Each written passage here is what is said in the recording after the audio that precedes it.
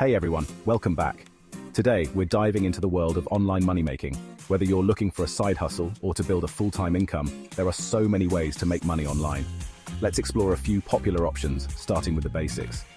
First up, freelance work. This is a great way to leverage your existing skills, like writing, graphic design, programming, or even virtual assistants, to earn money on platforms like Upwork or Fiverr. Just create a profile, set your rates, and start bidding on projects that match your expertise.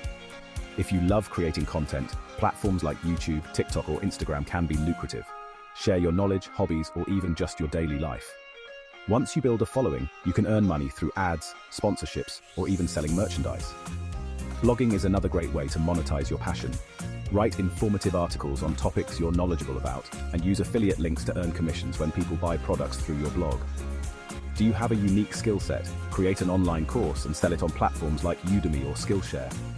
Share your expertise with others and earn passive income from your course sales. If you enjoy selling products, you can set up an online store through platforms like Shopify or Etsy.